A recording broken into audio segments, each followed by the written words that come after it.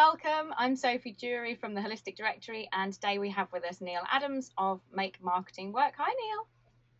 Hi, Sophie. How are you? I'm very well, thank you. So, Great. just to give our viewers a little bit of insight into who you are and how you got into marketing and why you're here to talk to us today, do you want to give us a quick intro into you and your marketing journey? Yeah, certainly. I started my first business at the age of 19. I went for higher education in the sixth form, didn't go to university. I had an interest in starting my own company, and I worked in an unusual industry. I worked in the security industry. I was actually a qualified trainer, and started off doing a lot of training courses with guys who were coming out of the forces resettlement. And I had a very good product. I knew my product was good because I'd worked within the armed services as a civilian. I had a lot of people saying to me, you should be offering these courses commercially. And back in those days, that is 20-something years ago, the only real route to market then was through advertising through publications. And I used some national publications to promote what I did. And it worked quite well. And well, I learned a lot. I spent a lot of money. I had lots of nice people ringing me up from various newspapers and magazines inviting me to buy their amazingly great deals on advertising. And it was destined to make me a fortune. Of course, it didn't. It just meant I spent my budget on adverts that didn't always work. And I really had to learn very, very quickly. And I remember there being a distinct moment when I thought, this is it. I'm in business. I've got my chair. I have my computer. I think at some point I even had a fax machine, if you remember those. And I decided I was in business. And I had the telephone. I had my own business telephone line. And I sat looking at the telephone, waiting for it to ring, and people would ring to ring up and want to buy my products and services. Which they didn't, because they didn't know me. They didn't know who I was. I knew what I did. I knew I had a great product. I knew people wanted it. I knew I could sell it. But I had no understanding of the importance of being able to connect myself to that audience. So I really learned the hard way. And as I said, back in those days, it was very much all about advertising through print medium. And those are the days when you would produce an advert. You would send a bromide through to the printers or to the publishers. It would take a month to go through the system. It would take another month to go into the next edition. And you would probably wait at least a month to find out whether you'd actually make any sales from it. So the cycle was very, very long. We have moved on so far since then. I mean, it's incredible, really, when you consider that today you can wake up in the morning with a product and you can put it online. You can advertise it through Facebook, through other social media platforms. You can put AdWords campaigns out. And you can start making sales in literally minutes. Yeah. So it was an interesting journey. I went on to work in the US. I went on to work in Eastern Europe, which was a great experience for me. And I spent 8 years running that business. I then came back to the UK and went into a proper job, as it was described. I went into financial services and I entered corporate life, which again was a very, very useful period for me. I learned a lot about business. I learned a lot about consumers. I learned a lot about serving those consumers and doing it properly. Obviously, I worked within a regulated industry and gained a lot of experience from that. I then went on from financial service into the franchise sector, and that's where I really started to get involved in marketing. And I have to say, my first experience was I read all the books, read all the classical texts on marketing and what you were supposed to do, and tried it, and a lot of it didn't work. And I wasn't quite sure why it didn't work. And I realized then there was obviously some sort of missing ingredient. There's always this sense that there is this kind of secret art around marketing, this black art around marketing, which other people know and you don't know. And if you want to find out, you've probably got to pay them a lot of money for it. So I progressed through that career, and then one day, by pure chance, I found some information in a magazine, actually, a business magazine, a startup magazine, by a guy who was a marketeer. And I really, really liked what he was saying. I liked the way he put his ideas across. And I picked up the phone, got in touch with him, contacted him, and that really started a huge journey for me. I spent 2 years being personally mentored by this particular guy. Every single day, we would be on the phone, we'd be talking. I spent time working with him on seminars, ended up presenting on some of his seminars, and he taught me some incredible things, which really are today the backbone of everything I do.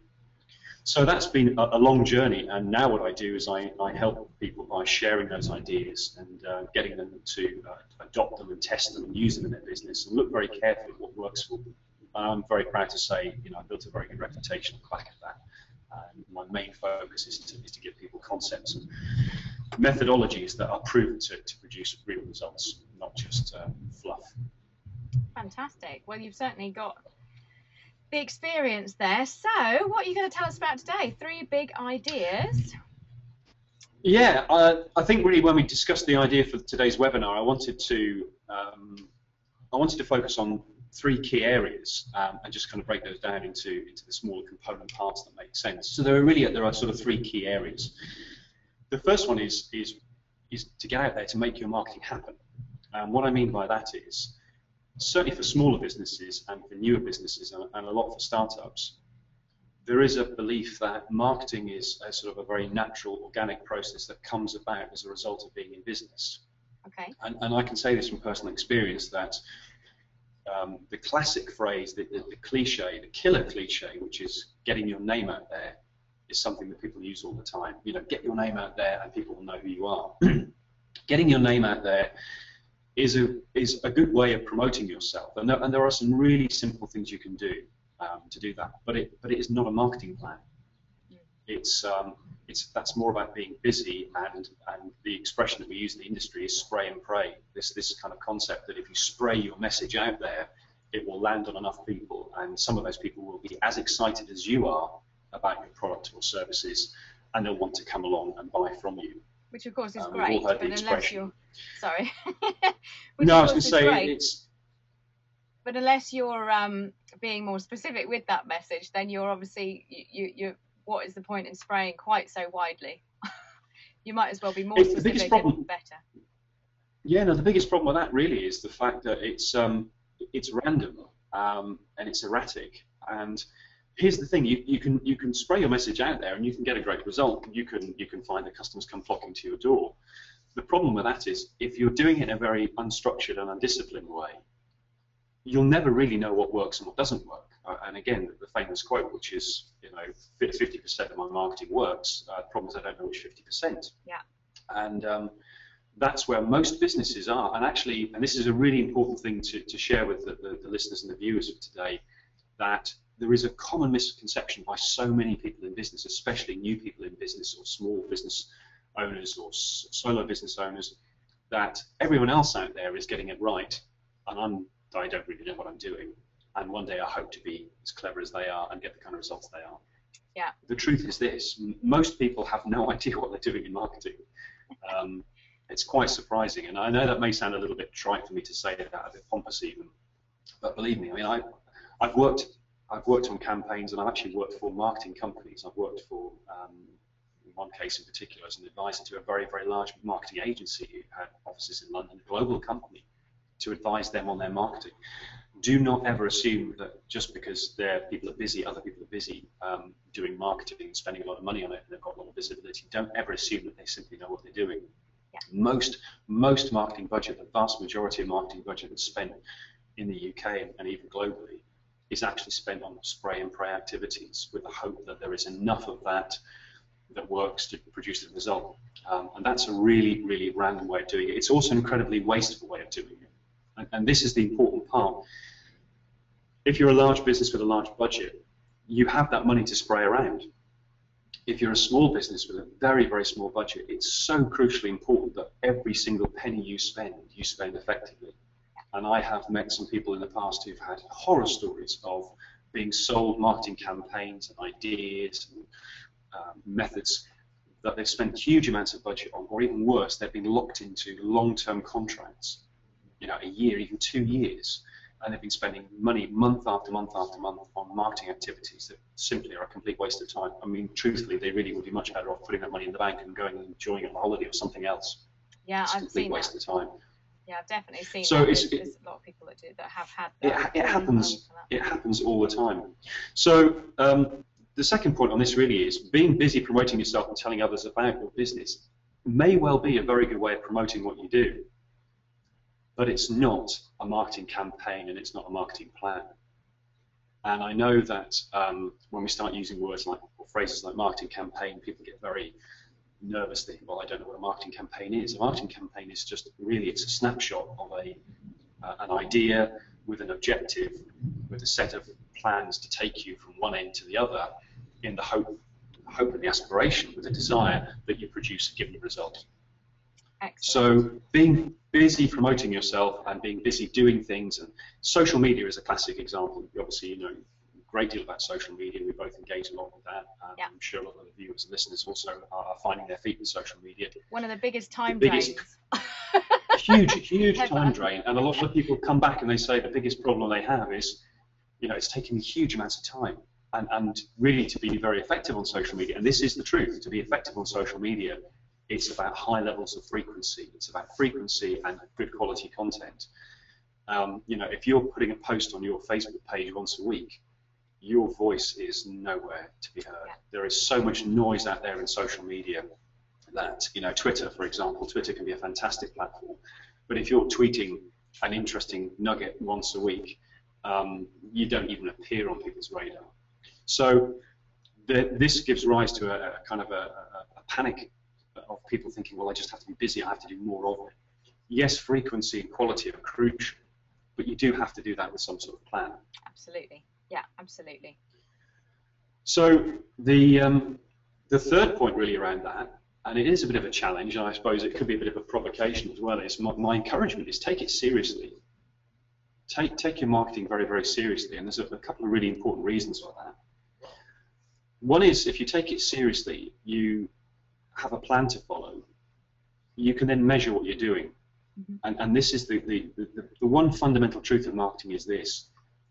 What you do and the activity you spend your time on and the things you spend your money on are not the important thing at all. The most important thing is the result. Yeah. Everything else is ego.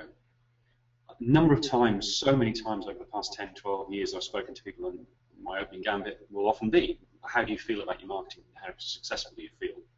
And the usual expression that comes back, the usual answer that people come back with is they say, yeah, I like it, we feel good about it, I'm comfortable with it, I like our brand, we like what we're doing. And they have a feeling, in a sense, that, well, because they know they're busy, they think that they're visible to the outside world. And that's a huge myth, and it's a huge myth that's actually driven mostly by ego. Yeah, absolutely. It doesn't really matter whether you like your branding or you like your packaging or you like the product titles or you like your website. All of that really is secondary. It's important, and don't get me wrong, you should have a lot of fun with marketing. And marketing can be great fun, as you know. But the problem is, for a lot of people, they get very preoccupied by looking at it from their own perspective and not looking at it from the perspective of the customers and the consumer base, of most of which have no awareness of what's out there at all. You know, I think that the statistic is that on average we get exposed to around about 16,000 marketing messages a day. Now, if you have the radio on in the car and you drive to work and you read the newspaper and you check your Facebook updates, or you watch the TV and you see commercials, every day we are being bombarded with marketing messages. We are literally being consumed by an avalanche of marketing messages, and 99.9% of those are filtered out. We have learned, you know, in this modern day and age, we've learned to filter out things that are just not relevant to us. And if your voice is a tiny, tiny fraction of that, it's never even going to appear on someone's radar. So the third point really of this issue of taking it seriously for me is a lot of people fail to recognize that marketing is an essential part of your business. In fact, I would even go as far as to say that marketing is the core of your business. A lot of companies, and when I go in and work with a lot of businesses, especially the larger businesses or the medium-sized businesses, they see marketing as it's a department attached to their business. You know, oh yeah, the marketing guy or lady sits in that office over there, do you want to go and have a chat with them?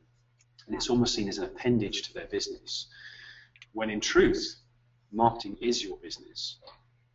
You can have the best products and the best services in the world. If you don't have an effective means to connect with your audience and to stimulate them to come and want to buy from you at a profit, you don't have a business. So, you know, there are two main issues. One is learning marketing gives you the opportunity to follow a plan and to stick to that plan and to feel that you're making progress. Not just feel that you're making progress, but actually evidence that you are making some progress. Because business is about growing and progressing in small incremental steps. Layer by layer. It's like anything. It's like losing weight, getting fit, taking up a new hobby, whatever it might be. It's about taking small progressive steps towards worthwhile goals. And if you haven't got a plan, you can't follow that. And the second point to this is you need to learn it. it's a really, really important business skill. If anybody's watching this now and thinks, well, I don't really have an interest in marketing, I don't get it, I don't necessarily understand it, and it's too much like it's just a confusing subject for me, I'll leave that to someone else. You could be successful. I'm not suggesting it's going to be terminal, but the option then you have is you outsource your marketing to someone else. And I would say to you, in all honesty, that's a massively bad idea. Because if you outsource the marketing of your business, and let's say for argument's sake you become successful, if you outsource that, your entire business model becomes dependent upon somebody external. If you place marketing outside your business and see that as an appendage to your business, you face huge risks, because agencies and marketing consultants come and go, their skill levels increase and decrease. Times change. Marketing is changing at a huge pace at the moment, phenomenal pace. I had a conversation only about a week ago, with somebody who has an online business, e-commerce business, and has been selling very successfully for the past 3 years. Their business has been generating a lot of traffic online, they've been generating a lot of sales online, and as many people will know, Google frequently goes through a revision of their system. We're now experiencing their latest version, which is called Hummingbird, which rewrites the rules again. And this particular individual has seen 60–70% of their business disappear in the space of about a month. That's scary. And the consultant that they're using has basically said, well, it's because Google's changed their algorithms, and we're still trying to work out how best to leverage that. So my point is this, is if you're outsourcing it to somebody else, you're putting your business at a huge degree of risk. And companies close, companies collapse, fail and collapse because of that. So my summary point with this this element really is that it's really important that you see marketing as being the backbone of your business, and you build your business around that, because it can't simply be something that you do a couple of hours a week in the hope that that's going to be sufficient to promote and sell your products and services. You need to build your business around your marketing. And the phrase that I was taught, which I subscribe to 100%, is outsource everything but your marketing. Okay. You may outsource elements of your marketing. Clearly, there are specialists in certain fields that are going to be far better equipped and far more knowledgeable than you are. And it's not always necessary to do everything in your own marketing. But in terms of managing your marketing and managing the plan that you have for your marketing, it's really, really important that you focus on that. Because there are lots of companies out there, lots of great people out there that have got amazing products and services, and yet they can't sell them because they have no route to market. Yeah. And having a good product or a service these days is not enough. Some of the most successful businesses, and if you can think of this for a moment, think of businesses you perceive to be successful. Some of those are highly successful, but they don't actually have the best product or service. What they're very, very good at is they're very, very good at marketing, and they're very good at selling. In some cases, the product or service actually doesn't match that. But the marketing and the selling is where they put their focus. And they're the ones that are making the money, so